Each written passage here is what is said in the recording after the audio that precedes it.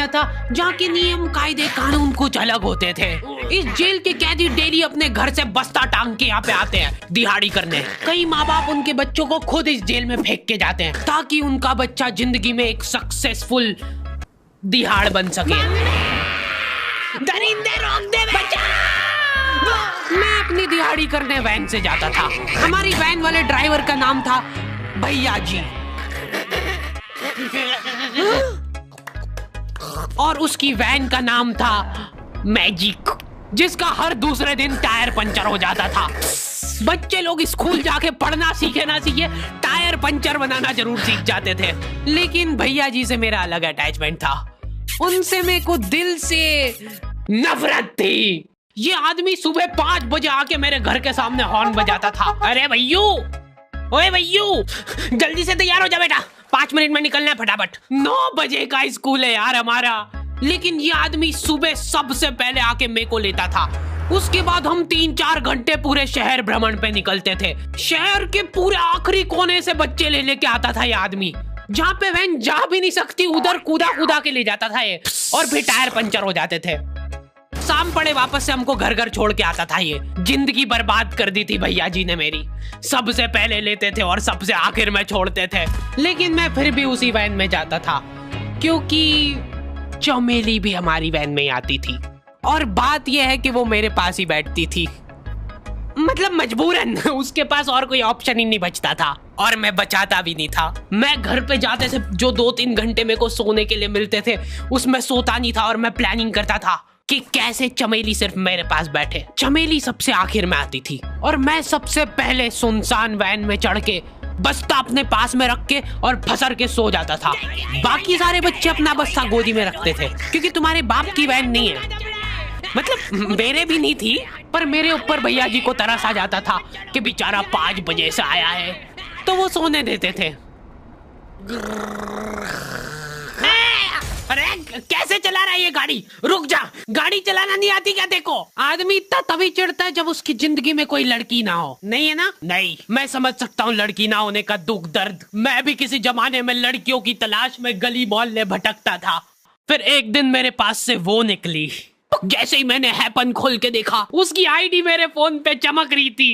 Happen ये एक real life dating app है। यहाँ पे तुमको वो लोग मिलेंगे जो तुम्हारे आस पड़ोस से निकले हो कभी ना कभी। 100 किलोमीटर दूर रहने वाले लोगों से बात करके फायदा ही क्या जब तुम मिल ही ना पाओ। और अगर तुम्हारी घिनौनी शक्ल देख के यहाँ पे तुमसे कोई प्यार मोहब्बत नहीं भी करता है तो तुम फ्रेंडशिप तो कर ही सकते हो फिर भी। So go and check it out happen. Link is in the description.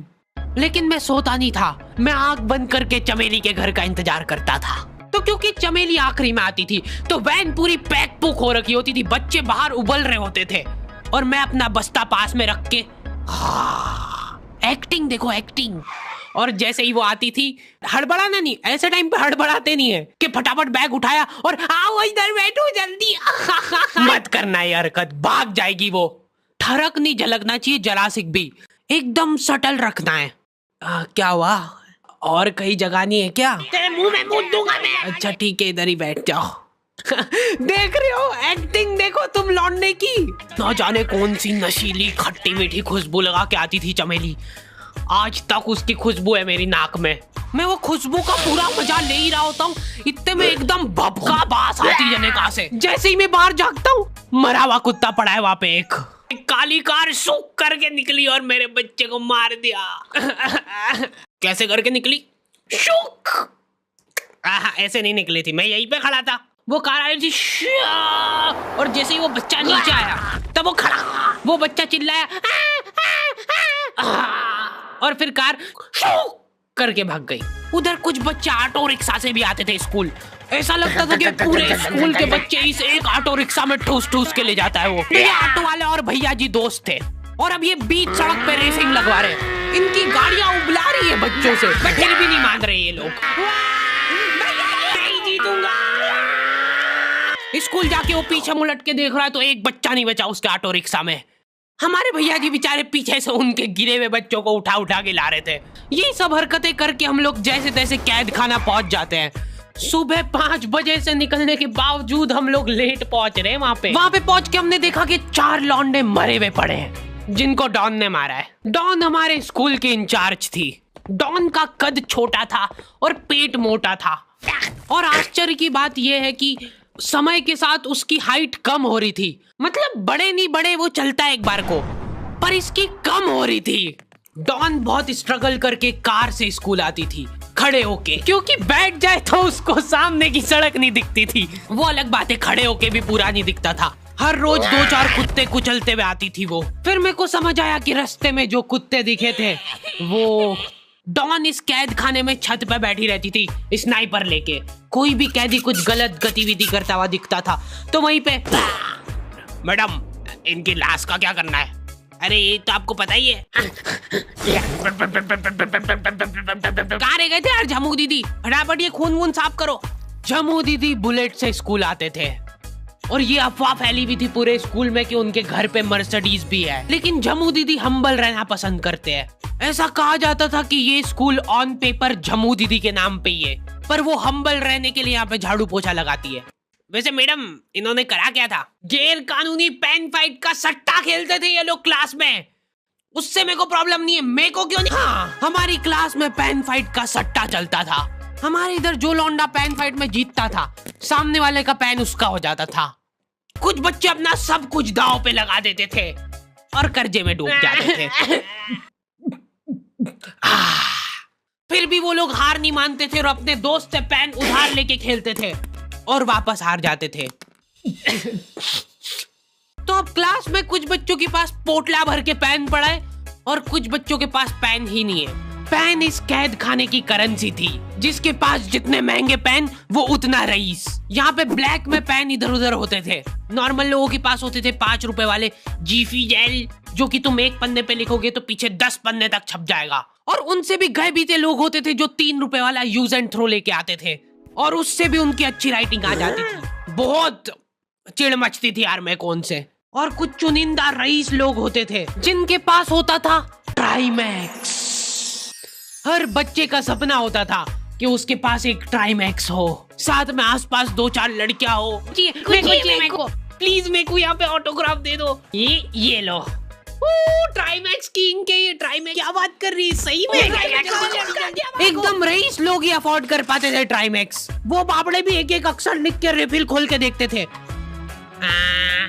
खाली हो रही है तो एक बार एक रईस बच्चे का ट्राइमैक्स चोरी हो गया। पूरे स्कूल में हाहू मच गई थी। वो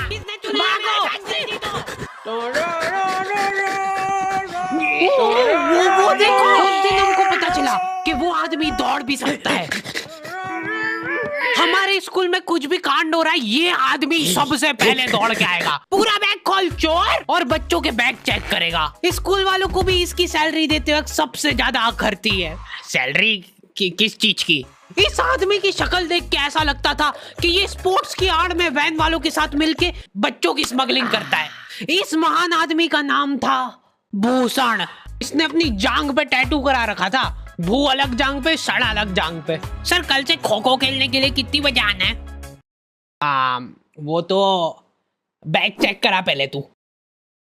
इन्होंने पूरे कैद खाने के कैदियों को लाइन से खड़ा कर दिया है। पेन हमारी क्लास के बच्चे का गुमा है और पूरे स्कूल में ढूंढ रहे हैं लोग।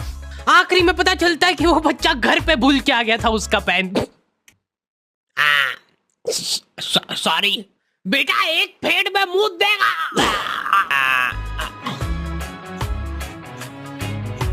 ऐसे तो नमूने बच्चे थे हमारे स्कूल में, और टीचर लोग उनसे भी गए बीते थे। हमारे स्कूल में टीचरों को उनके नाम से कोई जानता ही नहीं है। बच्चों ने उनकी हरकतों के अनुसार टीचरों के नाम रखे हुए। हमारे इंग्लिश वाले टीचर का नाम था छोटा भीम। इससे चिड़चिड़ा आदमी मैंने आज तक नहीं देखा। छोटा भीम की हॉबी थी लड़कों को कूटना।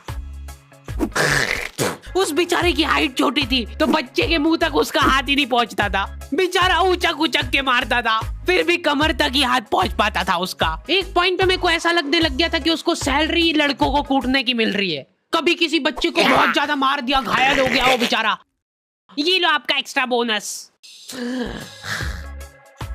होमवर्क तुम्हारा बाप करेगा क्या? सर मेरे पापा मर गए थे। तू भी मर जा। ये लो। अरे वाह, नहीं चल रही, सांस तो नहीं चल रही है। हाँ कंफर्म कंफर्म मर चुका है ये। ओह ये लो आपका प्रमोशन हो गया है। लड़कियों से उसका अलग अटैचमेंट था। कौन सा परफ्यूम लगा के आई हो? सर थोड़ा थोड़ा दूर रहो। अरे मैं कुछ कर थोड़ी ना। भोली सी सूरत और आंखों में ठरक लेके स्कूल आ जाता था ये daily. So this means that he will jump over it and then he started ये आदमी इंग्लिश को इंग्लिश में ही ट्रांसलेट करके चल जाता था हमारी नंगी आंखों के सामने। इधर वॉशरूम में मौत का नंगा नाच मचा रखा था लॉन्डो ने। 4 लॉन्डे दिन दिन भर वॉशरूम में जाके खड़े हैं, कुछ भी नहीं कर रहे वो लोग वहां जाके। उनको बस मन की शांति मिलती है वहां जाके। अगले दिन उन चारों ने प्लानिंग करी कुछ तो प्रोडक्टिव करते यार वहां जाके। अगले दिन वो सब पानी की बोतल लेके गए। अब वो पानी पी पी के हाथों हाथ मूत रहे हैं। और ये टीचर लोगों को प्रॉब्लम क्या है, बच्चे अगर वॉशरूम जा रहे हैं तो एक गया है तो अभी दूसरा नहीं जा सकता है। क्यों? तुम्हारे घर की लेटरिन थोड़ी ना है वो कि एक टाइम पे एक जना यूज कर सकता है। मान लो वो 2 जने अगर वॉशरूम में मिल गए तो वो क्या कर लेंगे ज्यादा से ज्यादा? भाई यहाँ का बल्ब निकाल लेते हैं ना। हाँ निकाल लो, फीस भरी है अपन ने। लॉन्डो को ऐसा लग रहा है कि इन्होंने फीस भर के पूरा स्कूल खरीद लिया है। 10 लॉन्डे कॉरिडोर में छाती चौड़ी करके चल रहे हैं प्रिंसिपल के सामने। प्रिंसिपल को इग्नोर कर रहे हैं ये लोग। इनको ऐसा लग रहा है कि इन्होंने फीस भर दी है तो प्रिंसिपल इनके पैर पड़ेगी। उनमें से आधों ने फीस भरी भी नहीं है। हमारा स्कूल बिल्कुल सेफ नहीं था। हमारे वॉशरूम में चोरियां हो जाती थी यार। बल्ब चोरी करने के बाद सब लोग अंधेरे में मूत रहे एक दूसरे के जूते पे। उधर उधर कर। उसके बाद पूरे वॉशरूम में कुछ दिख नहीं रहा है चोरी करने का। तो ये लोग हाँ नल उखाड़ के ले गए। नल कौन ले जाता है? कभी वो मछली वाले साबुन चोरी हो जाते थे, कभी ये फिनाइल की सफेद गोली को माउथ फ्रेशनर समझ के खा जाते थे। भाई भाई इसको चबा मत, इसको चूस, ज्यादा देर तक चलेगी ऐसे। ठंडक हो रही भाई, ठंडक।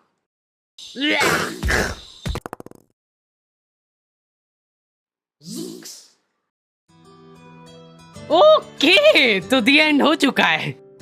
होपफुली तुम लोगों को ये वीडियो पसंद आई होगी। अब कोई भी रोएगा नहीं। डैडी किधर गया? वो मर चुका है। लो भाई तुमको जो चाहिए था ले आया हूँ मैं। अपने दोस्तों को ब्लैकमेल करो उनकी गंदी फोटोज दिखा के कि उनको ये वीडियो मजबूरन देखना पड़े। बाकी अगर तुमको इसका सेकंड पार्ट चाहिए तो 2.5 लाख लाइक्स कर दो फटाफट।